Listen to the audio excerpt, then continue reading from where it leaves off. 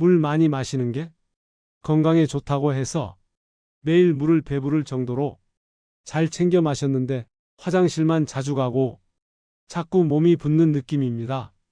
혹시 이런 경험 있지 않으세요? 안녕하십니까? 저는 대학병원에서 후임을 양성하며 20년 이상 진료를 해온 신장내과 전문의 김수창입니다. 진료실에서 위와 같은 말씀을 자주 듣습니다. 물을 마시면 몸이 더 붓는 느낌이라고요. 이 말에 담긴 안타까운 진실은 물 마시는 습관만 바로 잡았어도 신장 기능 저하를 막을 수 있었던 분들이 너무나 많았다는 겁니다.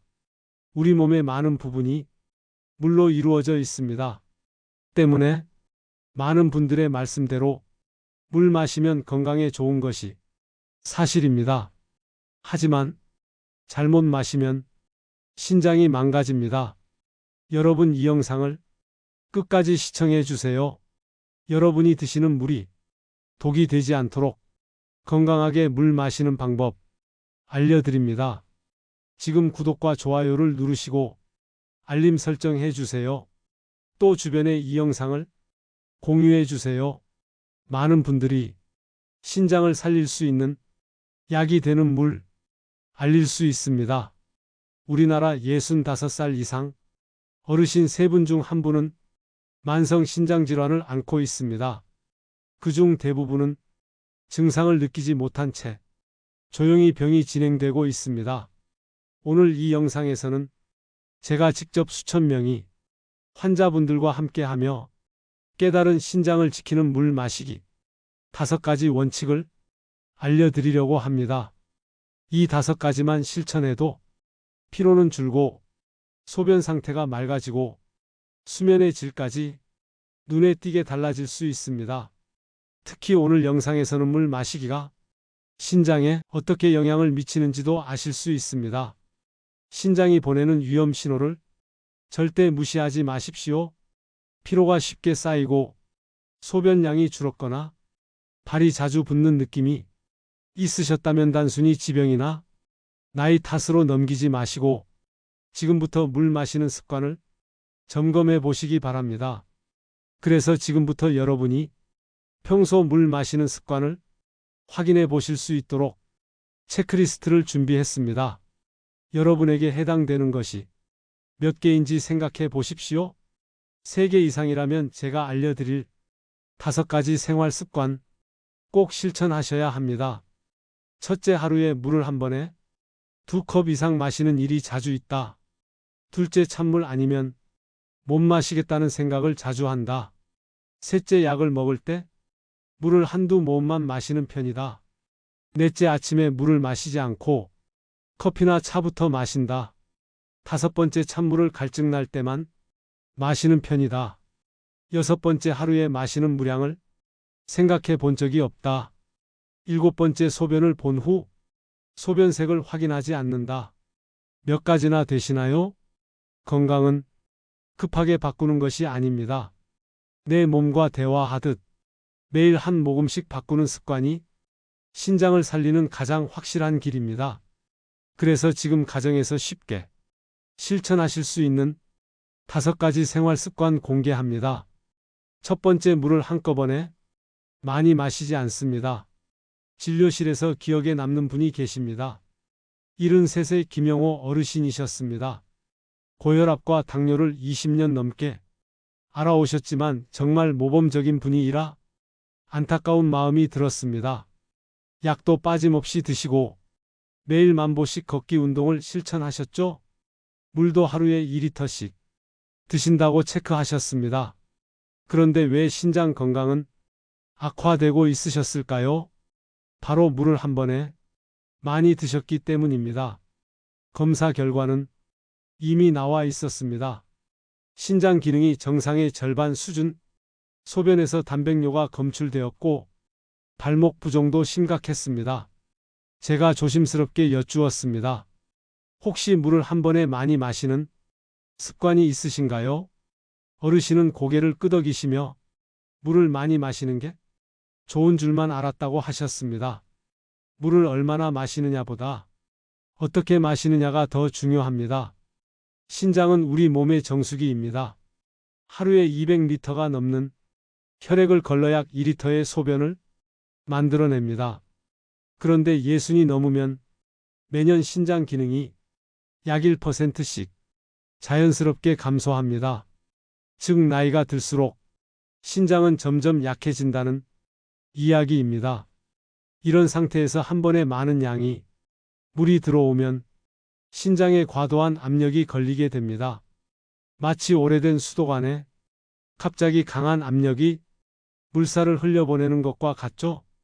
이런 충격이 반복되면 신장에서 정수기 역할을 하는 네프론이 망가지기 시작합니다. 서울의 한 대학병원 연구에 따르면 이처럼 잘못된 물 마시기 습관은 신장 기능 저하를 40%까지 앞당길 수 있다고 보고했습니다. 이 수치는 단순한 이론이 아닙니다. 수많은 어르신들의 몸속에서 조용히 진행되는 무서운 현실입니다. 여러분 혹시 지금 물을 어떻게 마시고 계십니까? 갈증 날 때야 비로소 한 번에 꿀꺽, 혹은 운동 후 목이 마를 때 몰아서 물을 많이 마시면 괜찮다고 생각하고 계시진 않습니까? 하지만 신장은 받아들일 수 있는 속도와 양이 따로 있습니다. 기억해 주세요. 두 번째, 찬물 대신 따뜻한 물 마시기. 물 마시기에서 많은 분들이 간과하는 것이 물의 온도입니다. 시원한 물이 갈증 해소에는 좋을지 몰라도 신장에는 찬 충격이 될 수 있습니다. 우리 몸은 평균 36.5도의 체온을 유지하고 있습니다. 때문에 몸을 차갑게 하거나 너무 뜨겁게 하면 당연히 건강에 좋지 않습니다. 77살 이상구 어르신은 열이 많다고 하셨습니다. 그래서 여름이든 겨울이든 항상 냉수만 드셨습니다. 갈증도 확 풀리고 속이 시원하다고 하셨죠? 그런데 어느 날부터 소변이 뿌옇고 몸이 냉하고 자주 소변을 보는 증상이 나타나 저를 만나게 되셨습니다.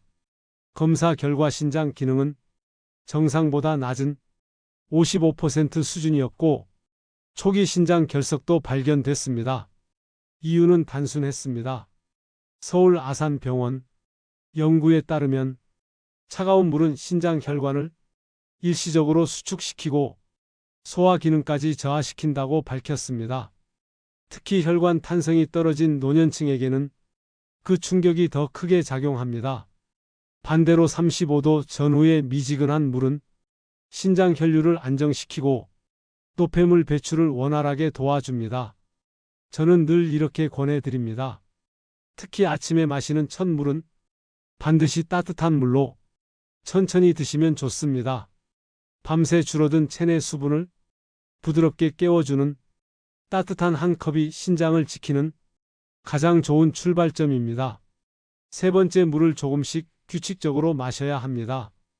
자주 마시는 것에 대해 어려움을 느끼시는 분들이 많습니다. 얼마나 자주 마셔야 하냐고 물으시기도 합니다. 또 물을 자주 마시는데도 몸이 무겁고 피곤하며 밤잠을 설치는 일이 반복된다면 물 마시는 시간표에 문제가 있을 수 있습니다. 진료실에서 만난 68살 박순자 여사님도 하루 2리터의 물을 꼬박꼬박 챙겨 마셨습니다.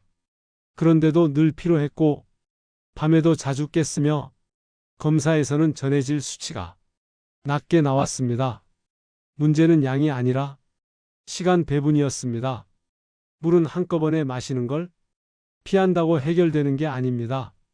하루에 마시는 물의 양을 어느 시간에 어떤 간격으로 나누어 마시느냐가 전해질 균형을 유지하는 핵심입니다. 신장은 하루 종일 일정하게 수분과 노폐물을 걸러야 하기 때문에 물을 불규칙하게 마시면 체내 전해질 농도가 쉽게 흔들립니다.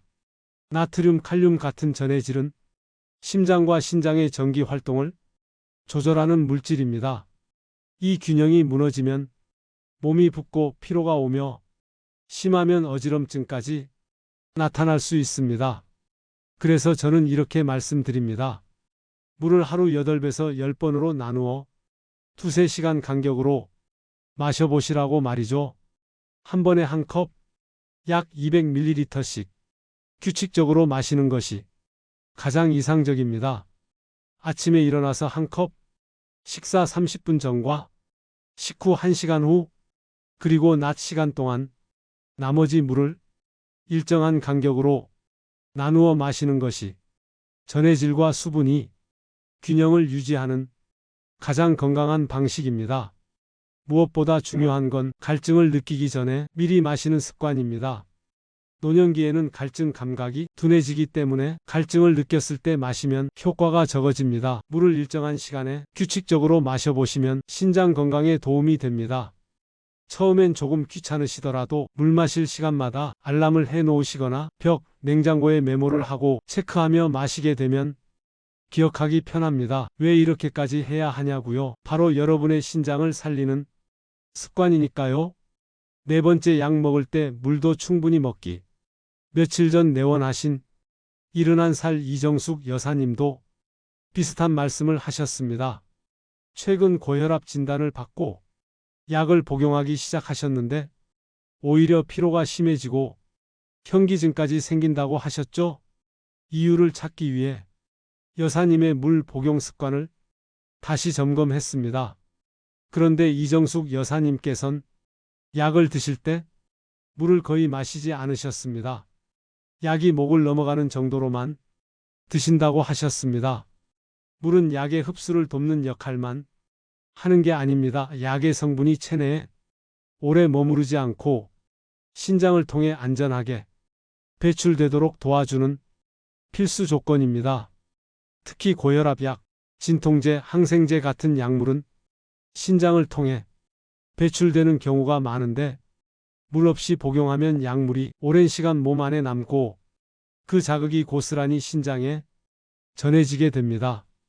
대한약사회 통계에 따르면 60 이상 어르신의 절반 이상이 약을 복용할 때 물의 양이 부족한 것으로 나타났습니다.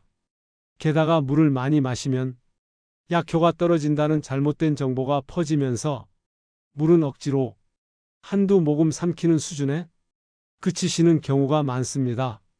물을 충분히 마시지 않으면 그 약이 오히려 독이 될 수 있습니다. 약을 드실 때는 종이컵 한 컵 반 정도 물과 함께 복용하시고 복용 후 최소 15분에서 30분 정도는 눕지 말고 앉아 계셔야 합니다.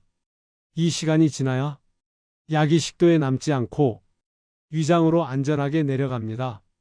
또한 약 복용 후 2시간 안에는 물 한 컵을 더 마셔 잔여 약물 성분이 신장을 자극하지 않도록 도와주는 것이 아주 중요합니다.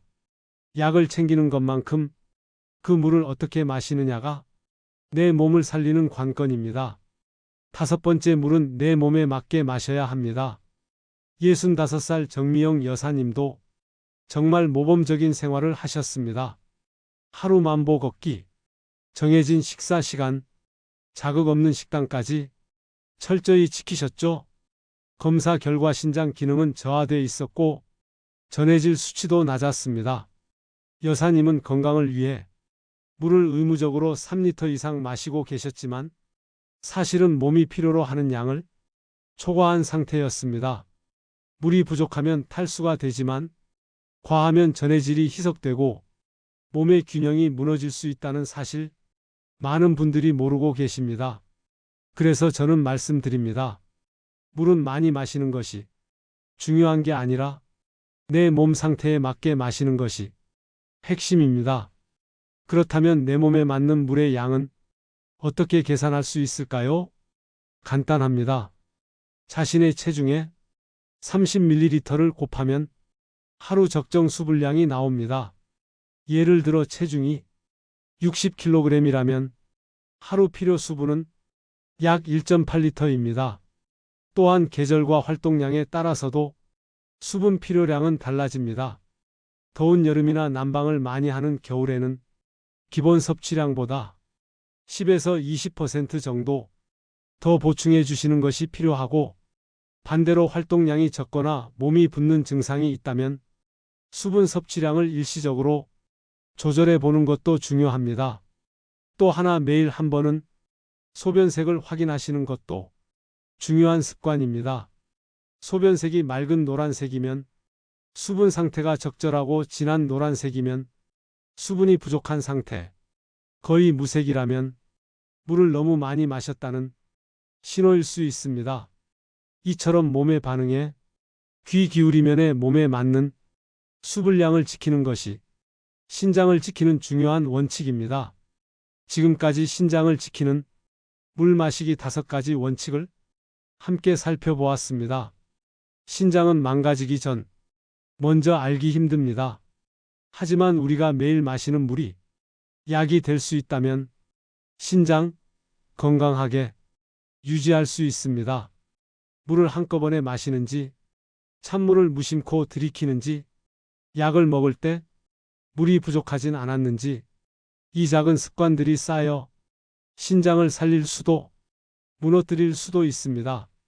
오늘 영상에서 알려드린 5가지 원칙을 꼭 1개씩 실천해 보시기 바랍니다. 그 한 가지 실천이 당신의 몸을 바꾸고 신장을 지키는 시작이 될 수 있습니다. 구독과 좋아요는 이런 건강 정보를 더 많은 분들께 전할 수 있도록 하는데 큰 힘이 됩니다. 지금 이 영상을 보고 계신 여러분, 오늘 하루 신장을 생각하며 따뜻한 물 한 모금부터 시작해 보시기 바랍니다. 당신의 신장 건강을 위해 노우지 해백과가 함께합니다.